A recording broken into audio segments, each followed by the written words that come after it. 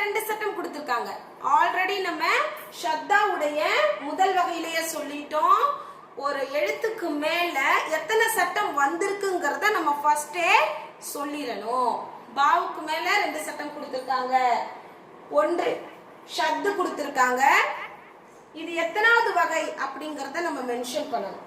தன்வீன் பெற்று வந்திருக்குன்றதால ஷத்துடைய 3வது வகை. முன்னாடி உள்ள எழுத்தோட சேர்த்து அழுத்தி எக்ஸ்ட்ரா நம்ம என்ன சொல்றோம்னா நூனை வெளிப்படுத்தி ஓதுறோம். அவ்வளவுதான். ஓகேவா?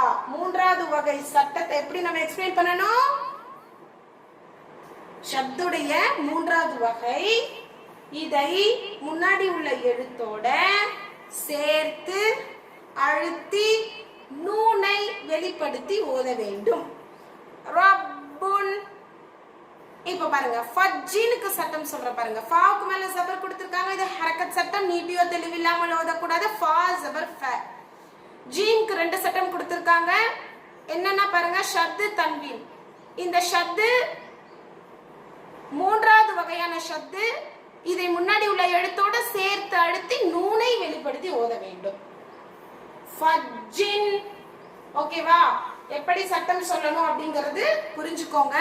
ஏன்னா 4 வகைக்கும் 4 விதமா எக்ஸ்ட்ரா ஒவ்வொரு பாயிண்ட் வந்து ஆட் ஆகும். ஃபர்ஸ்ட் நம்ம படிக்கும் பொழுது ஷத்து வந்திருக்கு, முன்னாடி உள்ள எழுத்தோட சேர்த்து அழுத்தி படிக்கணும் அப்படின்னு பார்த்தோம் இல்லையா? செகண்ட் வகைக்கு எப்படி பார்த்தோம்?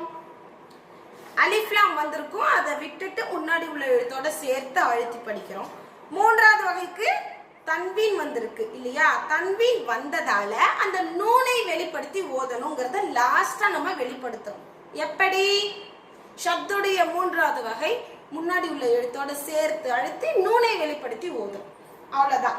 சரியா? இதை மட்டும் நம்ம கரெக்டா புரிஞ்சு அந்தந்த இடத்துலயும் ஃபாலோ பண்ணி சொல்லணும். மத்துடைய வகைகள்ல நம்ம முதல் 3 பாயிண்ட்ஸ் பார்த்த மாதிரி ஷத்துடைய வகைகள்ல 4 டாபிக் வருது. அந்த 4 டாபிக்கும் ரொம்ப ரொம்ப இம்பார்ட்டன்ஸ்.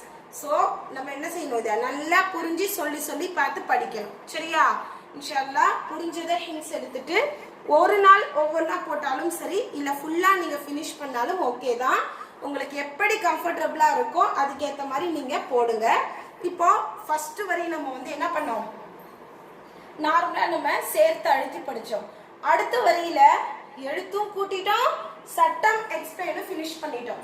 சோ அடுத்த நாள்ல இருந்து நம்ம என்ன செய்யறோம்? ஃபுல்லா சென்டென்ஸ் மாதிரி வரக்கூடிய ஷத்து வகைகள் பயிற்சியை நம்ம பார்க்கறோம் இன்ஷா அல்லாஹ். ஓகேவா?